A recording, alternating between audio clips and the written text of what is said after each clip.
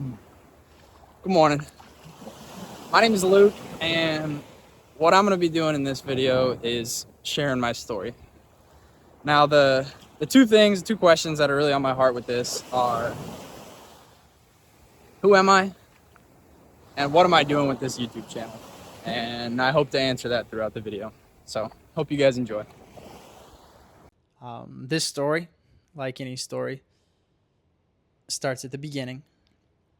And my beginning is I was born and raised in a small beach town in Southern California. My mom and dad are adventure people. They were surfers, motorcycle riders. They loved camping, hiking, and pretty much just anything outdoors. I think that I think those traits definitely got passed down to me, and they're still a big part of who I am today. But I think at the core of who I am is I'm a fun, loving, and adventurous person. Um, I love having a good time. I love laughing, hanging out with friends. I love people, especially in traveling and camping, getting to meet new people and just meet on common ground with people. And I also love adventure.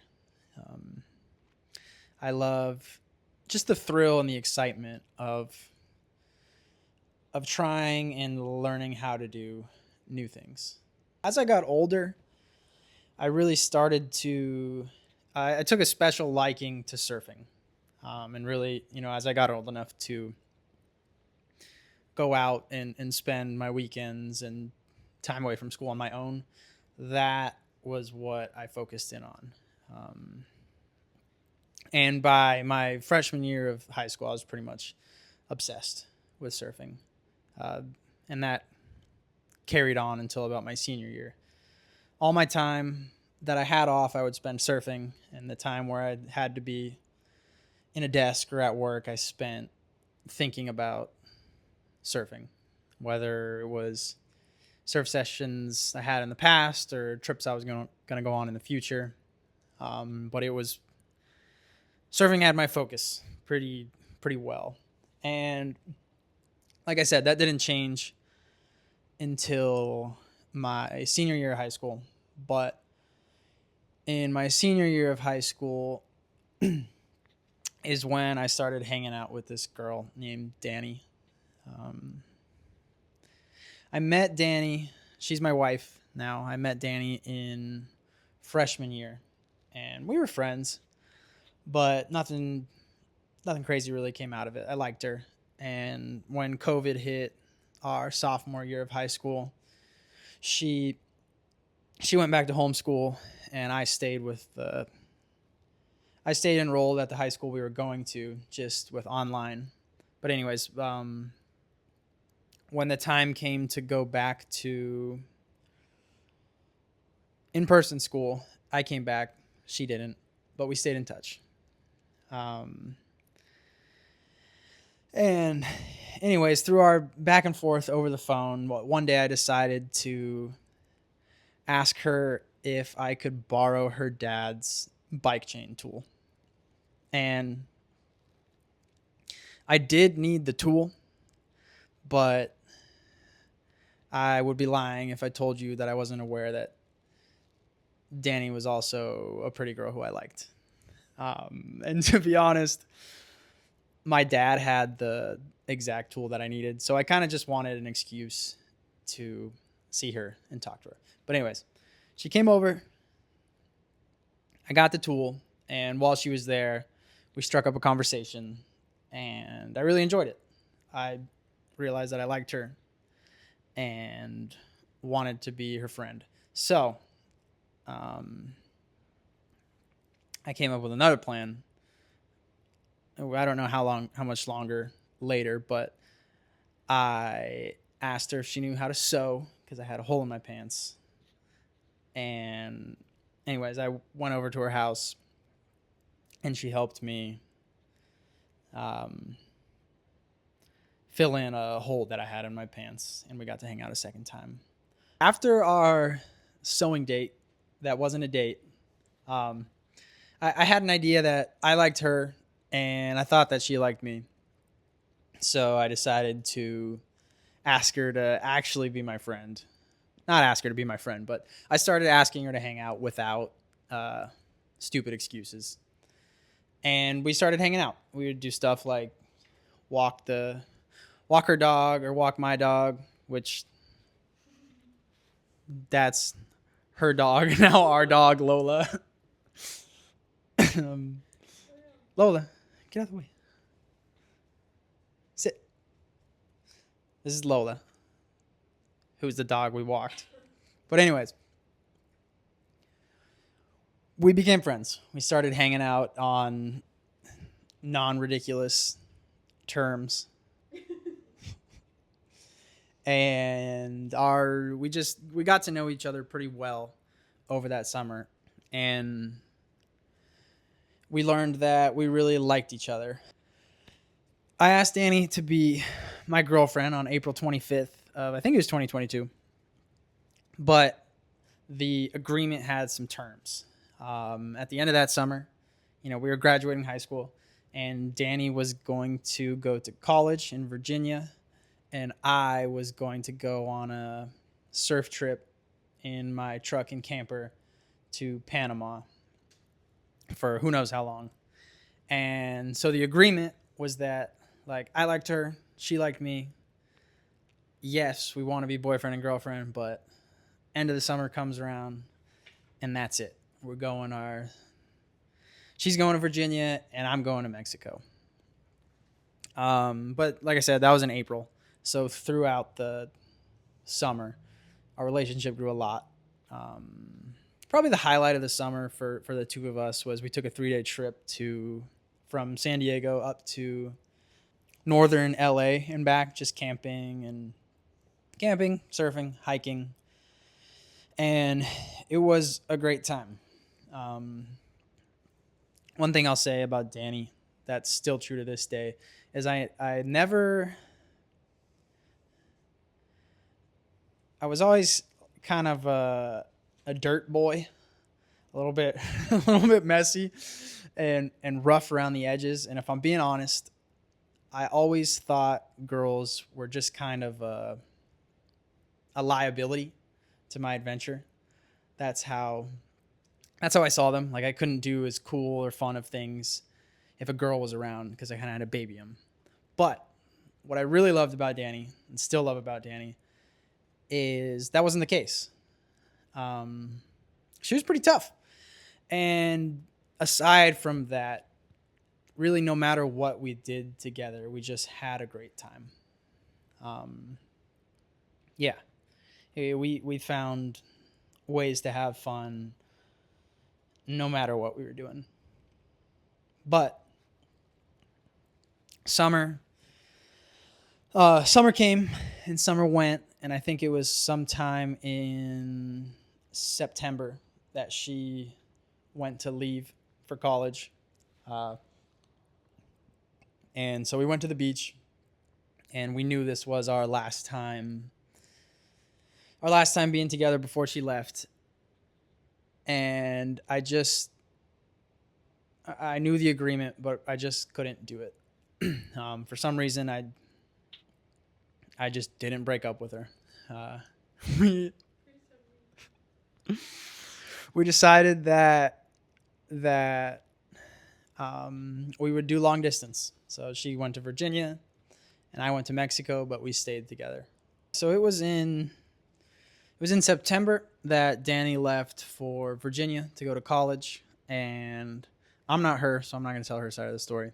But in October of that same year, I left for my trip. So my mom and dad had helped me buy a truck and a camper. It was like a older Tacoma with a pop-up camper on the top, and I had surfboard racks and a bunch of surfboards on the top.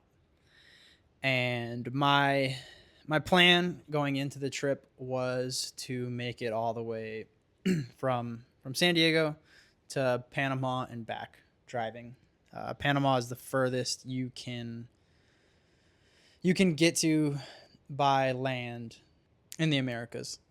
So, anyways, October of 2022 is when I got in my truck and I left. Um, I spent about a month in Baja, and I was alone. I was mostly traveling alone. I had plans for people to come and visit me, and people did come and visit me, but for the bulk of the time, I was just by myself in the truck. Anyways, started in Baja, California, for people who don't know what that means. Um, which I'd been going to Baja my whole life, so it was all familiar, and I went to some spots that I knew and loved, and also had more time than I usually did when we go to Baja, so I checked out a couple new spots that I'd never been to, but at after about a month, um, I was kind of ready to move on from Baja because I'd already kind of been there and done that. Um, but that was in November, and for the last 2 weeks before I left to mainland, I had Dani with me. She flew down to Cabo and just lived in the camper with me for those 2 weeks, and it was really cool to get to. It was really cool to get to show her all the cool places I had come to know and got to explore growing up. But after, when it came time for her to leave, I decided I was ready to start the next step, which was put my truck on a ferry from La Paz to Mazatlan. La Paz in Baja California to Mazatlan in mainland Mexico. So we went while Dani was still with me and bought my tickets. I dropped her back off at the Cabo airport. She flew out, and then, a couple days later, I made my way to the port, drove my truck onto the boat, and shipped off to mainland. The boat trip, it was an overnight trip, so we boarded at around sunset, crossed the water in the night, and arrived at port in Mazatlan around sunrise, a little after sunrise. That coming into port there at Mazatlan was definitely one of the highlight moments for the trip for me, and I'm just going to spend a little time explaining it. It was like, I don't know, just getting to stand on the deck of the boat and see the sunrise over a new place that I had never been, that I had a unlimited amount of time to explore and get to know. It was just a very cool and exciting feeling. But yeah, that was a cool moment. But anyways, that came and went. I got in my car, drove off the boat, and started my way south down the coast of Mexico. In total, I spent about probably 3 months just traveling south down the Pacific coast of Mexico. Stopping at some of the more known surf spots that I'd heard of, as well as just kind of exploring some new spots. All the places that I had, seen videos of on Instagram and had wanted to go to since I was probably in middle school. So I got to check some of those off the list. And then after that 3 months that I spent in Mexico, I crossed the border from the state of Chiapas into Guatemala. And that was a pretty stressful day just because it was an international border crossing, and they were hassling me with paperwork, and I had to bribe people, and that was a mess. But anyways, in Guatemala, I picked up my dad at the airport of the capital city, and with him, I checked out a couple spots in Guatemala, and then crossed into El Salvador. In El Salvador, we surfed a couple spots. I dropped my dad off to the El Salvador airport, and then like a day later picked up my mom from the same airport, and then we finished going through El Salvador, crossed into Honduras, and then into Nicaragua, which is probably my favorite country in Central America was Nicaragua. But I dropped my mom off at the airport in Nicaragua. That's where she flew out and went back to home. And then I, checked out a couple surf spots in Nicaragua and eventually made it to Costa Rica. So I picked up Dani from the Costa Rica airport, and then we spent the next 5 days or so just kind of cruising south down the coast of Costa Rica and checking things out. Around the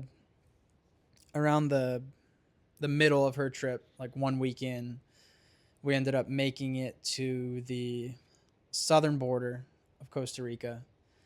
And I didn't really have anything I wanted to see in Panama. I mostly just wanted to go to say I made it, like I accomplished the goal. But we left my truck at we paid somebody to watch it at the border of Costa Rica and then crossed into Panama on foot. We took a bus to the city of David in Panama and spent the night there.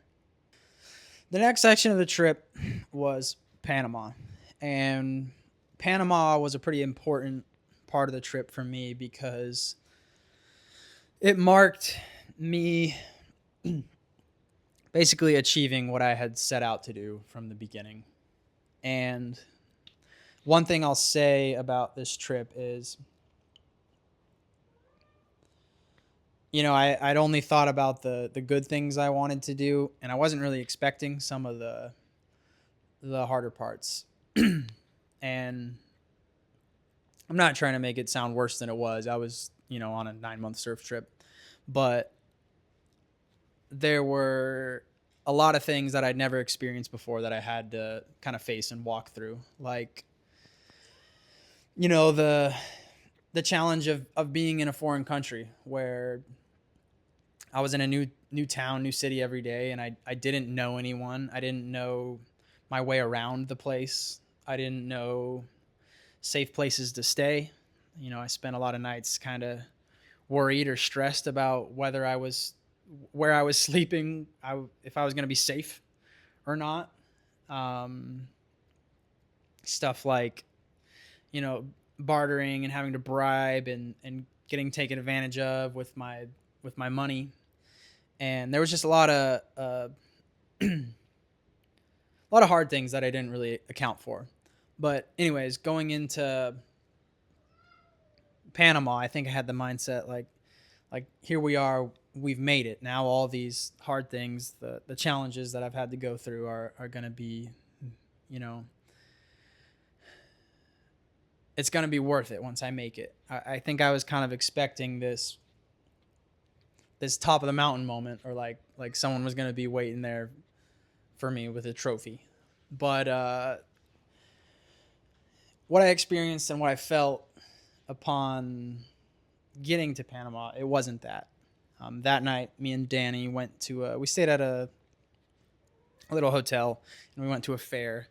And I remember having a really honest conversation with her that I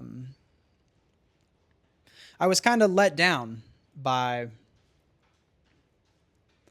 my dream, which is not to say I didn't love the trip and enjoy the trip, but I realized that there was a lot of things that just surfing couldn't do for me. I was experiencing some of the best waves of my life, but at other parts of the trip, I was lonely. I didn't have many friends there with me. I was missing the feeling of community, of being safe, and just other stuff. But that night in Panama, I really came to terms with that and was honest about that to Dani, and decided, I was ready to come home. I was ready to see my family and just go back home. So I did.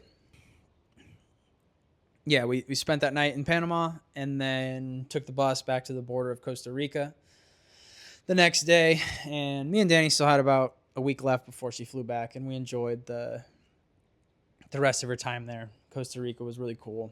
And then after she left, I just started to make my way home, and definitely with a little faster and with a little more purpose than on the way there. By that point, I think it was April. No, it wasn't April. It was probably like March. And I spent about 2-3 months getting home. I ended up making it back to San Diego in May. But I did a lot of driving because I was kind of done. I checked in at some of the better surf spots and the places I liked more on my way back, like Barra de la Cruz in Oaxaca and Puerto Escondido, Rio Nexpa. But yeah, just made my way home. And what really marked the end of the trip was one day at this surf spot in Colima, just kind of a bigger, heavier spot. I ended up breaking all of my rideable surfboards. And at that point, I was just like, all right, I'm done. I got in my truck and spent the next week just driving sun up to sundown, beelining it home. And eventually I made it. So in May of 2023, I made it back to San Diego from my trip.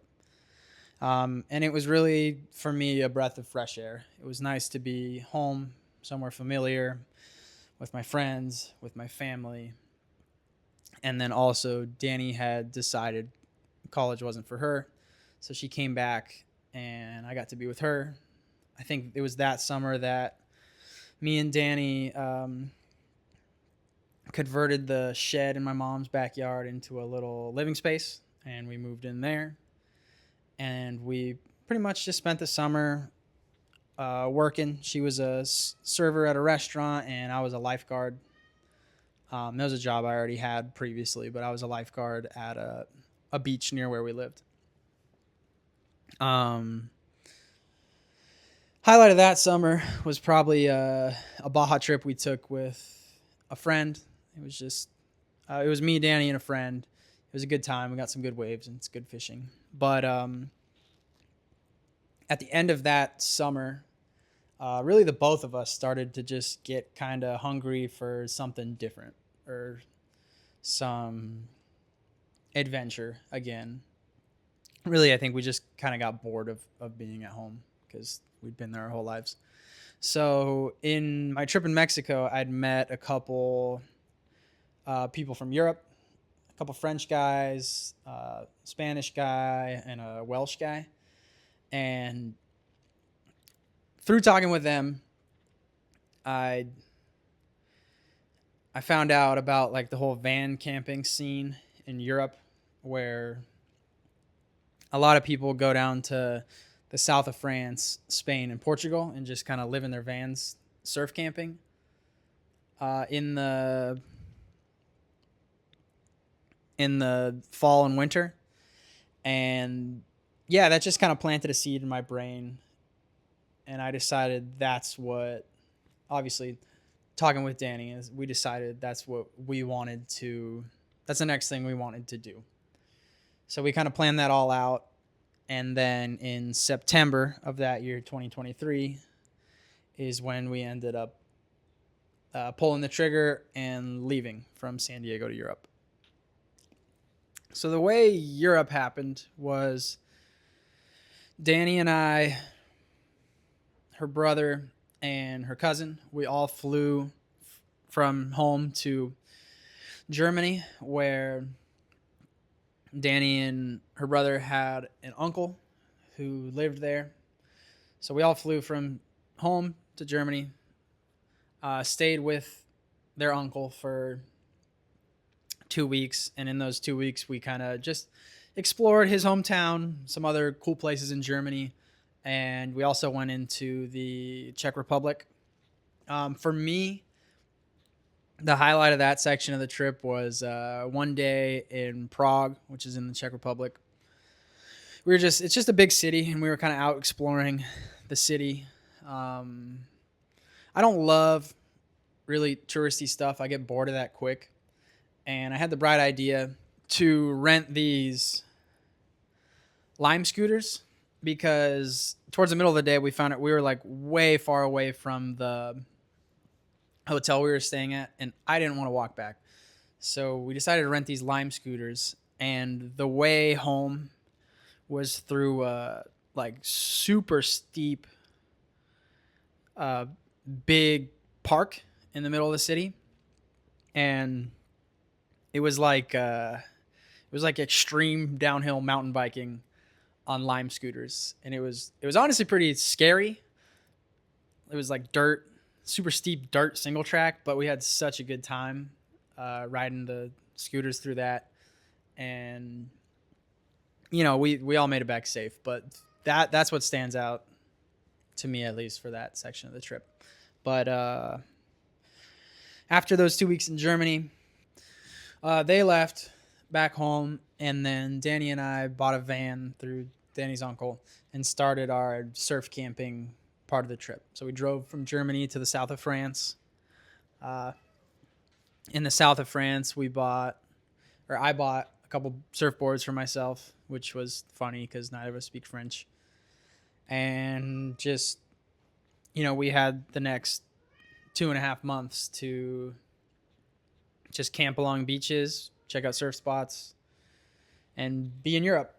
There's a lot of really good surf, and I got to check off a couple, like, definitely bucket list waves. Like this one wave I got in Mundaka, which is a really famous surf spot, was super cool. Ended up meeting up with those friends that I met in Mexico. The Welsh guy, Will, Joaquin, my Spanish buddy, and then also some of the French guys that I met, which was, I don't know, it was just cool to meet them in Mexico and then also see them in Europe. Was pretty cool. But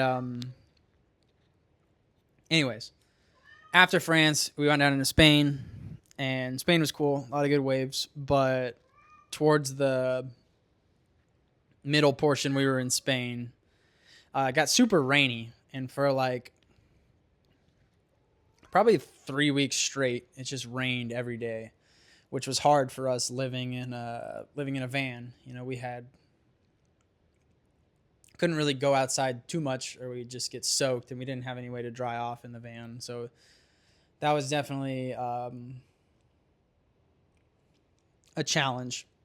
In the tail end of the time Dani and I spent in Spain, I had a similar experience to the one I had the night Dani and I spent in Panama, where I was just kind of down, and me and her got talking, and I realized that I felt pretty unfulfilled by the surf trip.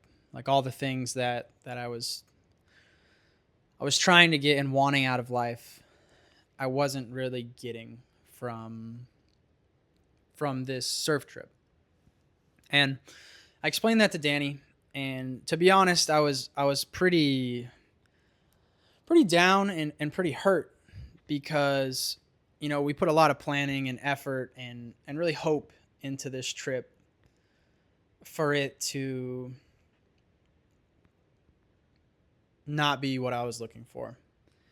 And I remember that night Dani kind of shared with me that she's been in similar places, and the only thing that really comforted her or made her feel right in moments like that was God. And I'd always known that Dani was Christian and believed in God, but up until that night, I'd never really, uh, to be honest, been humble enough to listen to her. So I listened to her that night, and that was it. I just listened. Um, but that night passed. We went to bed, woke up, but that was definitely a day that really stuck with me in Europe. And like I said about Panama, we totally enjoyed the rest of the trip. We had a great time, but it was just more of a realization that it wasn't that surfing kind of endless summer dream wasn't everything for me. A couple nights after that one, I remember having a very vivid dream that still sticks with me to this day. It was like right as I was waking up in the morning, and it was just as if like the words "the book" were stamped into my head. And as I was waking up, I just had like a complete understanding in my brain that the dream was referencing the Bible. And I just kind of thought, sure, why not? So I set an intention that day. It's like, okay, I'm gonna buy a Bible, and I didn't for the rest of my trip in Europe, but I had that intention set. Anyways, after Spain, Dani and I moved into Portugal, where we did the same thing, just camped along the coast, but got to see some spots that I've always wanted to see, like Nazaré, which is a super famous big wave surfing spot, Peniche, which is a world-class wave where they host a championship tour event that's pretty famous. And then also there's a little city called Ericeira, I think, that had like 20 of the best surf spots I'd ever surfed, all in like 3-mile stretch, which was crazy. But after that, we went down to the Algarve, which is the southernmost tip of Portugal. And then from there, we turned around. That was like the end point of our trip. From there, we turned around and headed back towards Germany. In Germany, we spent some more time with Dani's uncle, and then we headed back home to San Diego. So we left Europe and we came home to San Diego mid-December of 2023. And we pretty quickly got back into the swing of things. Dani went back to her old job serving, and I went back to my old job lifeguarding at a pool. I finally bought the Bible I had the dream about in Europe. And it was good to be home. It was good to be home. It was good to see friends. It was good to see family. Throughout that winter, I was really kind of bothered and couldn't get my mind off of a couple of those questions I had thought of in Europe and in Panama. Like, is this just like what life is? Like, I'm going to keep doing these, keep working in the summer or winter, and then going on these trips and ending up being disappointed by the trips and disappointed by the work season. And they were just really on my mind all winter, and I kind of was done chasing the surf dream because I really felt like that let me down, and I didn't really know what I was going to do with my life, because that's really all I had. That was like my plan A and my only plan. And so when home got to be pretty boring again for me and Dani, just nothing had really changed, we really started to think about, what else we wanted to do with our lives. And it wasn't that long into that period of kind of thinking and trying to figure things out that we kind of got presented an answer. So Dani's parents came to us, both Dani and I and her brother and her brother's spouse, and kind of pitched this idea to us of they wanted to move across the country to Florida, and but they didn't want to leave Dani and Dani's brother kind of stranded and alone in San Diego. So they asked us if we would want to go with them, if we would want to move to Florida and live there with them. And, me and Dani talked it over, but pretty quickly we were like, yeah, sure. I mean, I think what we were kind of thinking was we don't want to be here, and Florida is as good as a guess as any. So let's do it. And that's what we did. In all honesty, we really had no reason to go to Florida. There wasn't much there for me, at least. I knew the Atlantic had not that great surf, and there was no mountains.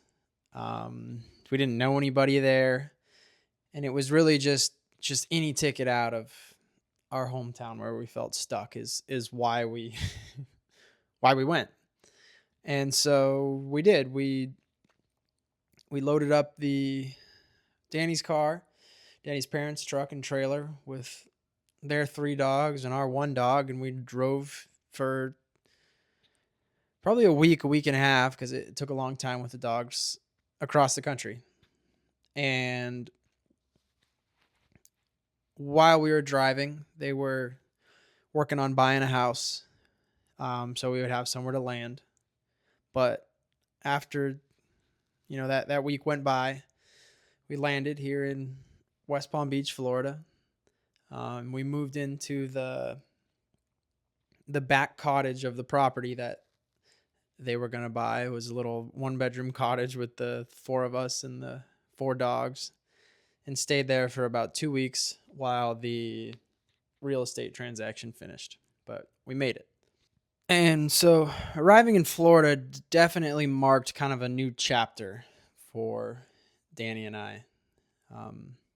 Things got pretty different for us as soon as we arrived. It was really our first go at what I would call like real adulting. We showed up, and within a couple weeks, we didn't have much money. We had bills. We had jobs we had to go find. We had no one we knew besides Dani's parents here. And we started to kind of try to do these things. I was like cold calling a bunch of people every day and looking on Facebook Marketplace. I worked at a cafe, some other jobs, and I ended up working this job with a general contractor where I spent all week from sun up to sundown just sanding drywall. I was covered in dust all day. It was April, so it was already pretty hot most of the days, and it was really a shock or a wake-up call for us. We just kind of got smacked in the face with adulthood, and that, coupled with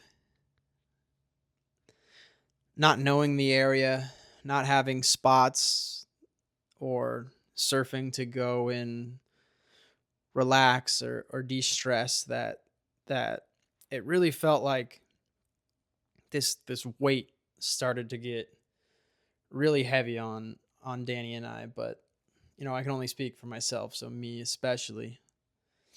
And it all kind of piled up and came to a front one day.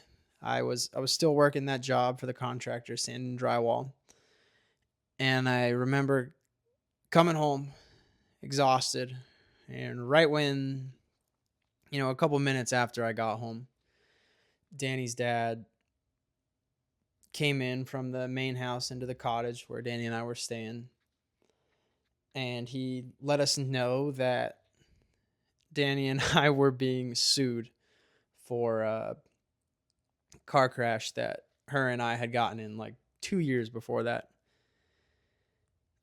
And because she was a minor at the time, her parents were liable for the damages that she would have been responsible for paying for. And why that was such an issue is everything that we had just like tried so hard and worked so hard for, that house and the move, it was implicated and on the line with this lawsuit because Dani was a minor, so her parents would have to pay if she lost. And this wasn't the only thing, but it was definitely like the straw on the camel's back for me. I had to be honest, I just had enough. I'd felt like I've been trying so hard to be responsible, to do everything right, and I just couldn't catch a break. So I know at that time that I definitely, I knew that I thought God was real. And I remember that night I went out into the backyard of where Dani and I were staying, and I had a conversation with him. Really, I was pretty angry, and it went something like this. I just was like, God, like, I have had enough. I've done so much trying, so much doing, so much effort, and I just can't get anything right. And I'm so done working so hard just to get things wrong. I don't want to do this anymore. So I give up. I give up my life. You can have it. Do what you want with the pieces of my life. And I remember I said that to God. I came in, and literally the second I walked in the door of the cottage, I went to go talk to Dani, and she got a phone call from her dad. And she picks up the phone, and her dad says something along the lines of, you know what, guys? I came in earlier, and I reacted a little too quickly. I know that God brought us here, and he didn't bring us through all of this just to take it away from us. He has a plan for us, and everything is going to be okay. And I knew in that instant that God had answered me, and that everything was going to be fine. It was honestly as if God was waiting for me to get out of his way and give up control so he could step in and fight and work for me. Literally within days of that, I found a new job working for an AC company that I went to every day, and it was hard, but I was excited and interested to learn new things. And I thought it was cool. I got a car. I needed a reliable and affordable car, and we found the car. And then also that lawsuit just disappeared. And God didn't step in and make everything perfect, but he brought stability to our lives in a time that it was like 24/7 just crisis mode. But even more than that, I started to realize in that time that the God of the entire universe wanted to have a relationship with me. And I want to be clear that when I say God, I'm talking about the God of the Bible. I'm talking about Jesus. And so often and for so long, my brain association with Jesus was like the people who preach at you and heaven and hell, and that was kind of it. And that is important, but it's also not everything. I began to realize that God is also interested in your life and in my life now. And I was so relieved to find that out, because At that time, and kind of even now still, I'm young, and I wasn't concerned about dying. I wasn't thinking about dying. I was concerned about my life now. And knowing that God had a plan and a purpose for it made everything so much better. Um, so I began to talk to him. I began to consult him in my decisions.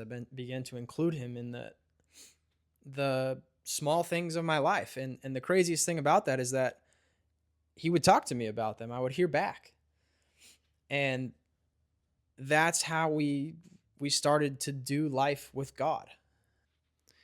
When I asked God about getting married to my wife, he would answer me. When I asked God about jobs, he provided one for me. When I asked God about little small details like problems I was having at work and relationship stuff, he would talk to me about it. And it was such an amazing thing for me to not feel like I was just stumbling around in the dark with my life. But that that relationship between God and I through that time, it grew and grew and grew. So same as how I was talking earlier about Dani and I's relationship growing through the summer. I began to learn who he was. He began to tell me about who I was, and we got closer and closer. And the funny thing about a lot of the things God would say to me in the conversations I had with him is he would lead me into and take me places that I would never go if I was steering and if I was in control. And the last 2 years of Dani and I's life is a perfect example of that. I kind of talked earlier in this video about how I've always been an adventure person. I love the feeling of being free, of getting to go where I want and explore new places, and not being tied or anchored down somewhere. And everything that God was telling us and doing in our lives was tying us down and anchoring us down from jobs that were and are full time and serious, to a house that we have to stick around and work to be able to pay for. And it's felt like at times that God is just like leading us into this box where the walls are closing in on us and we're trapped. But he's proven to us time and time again that he is good, he is trustworthy, and he loves us. So we know that, and we follow him. But it's just been like okay, we're going, but man, I would never go that way if I were steering. Like, where are we going? But now in hindsight, what I see is that God was leading us into the things that we were most afraid of so that we could overcome them. Something Dani says a lot is you don't have authority over anything you don't have victory over. So God has taken us and walked with us into the things, the very things we are most afraid of being trapped, of being stuck, of wasting our time, of wasting our money, and showed us that he is with us even in the middle of those situations. He is still able to protect us. He is still able to provide for us. And he is bigger than the situation. He's still in control. And getting to live through that and experience that with him has been the most freeing thing I have ever been through in my life. Like one by one, it's like he just tossed out those fears and they're gone. And this has been a journey and a process, and it's been 2 years of our life that we've been walking through God and trusting God in this. And it's been the hardest thing either of us has ever done. It's been extremely difficult, and there's been times where we wanted to quit. But now being here, and I'm not saying we've arrived anywhere, but being ahead of that, looking back, I wouldn't trade it for anything. And it's a time of my life and an experience that I'm so grateful for. And the place we ended up being is that God took us to was a place of where we were grateful and content wherever God took us. If he wanted to lead us deeper and further into that box that was pressing in, sure, fine. Happy to go, God, as long as we're going with you. And it was when we hit that point that God spoke to me. He said, okay, now you're ready. Go. And God began to talk to me. And he said something along the lines of this, that the things you desire to be free, to have fun, to adventure, those aren't evil. I made you and I put those in you for a reason. They are a part of who I am. But he had to lay a foundation in my life so that I had something to stand on when things got hard. But now, as God said, it's time to go. And that's what this channel is going to be. It's going to be me in partnership with God, having fun, loving people, and going on adventures. And I'm excited. I'm very excited to live it and to share it. And really the biggest reason why, my biggest motivator for sharing this is because I know that in the same way he does for me, God has a plan, a purpose, and a story like mine for you. But it's even better than mine because it's specifically for you. And all you have to do is receive it. So I want to close this video out by praying. And I want to pray for, one, people who have heard this. They know God is real and they want a relationship with him. And also people who are doubtful or even don't want a relationship with God.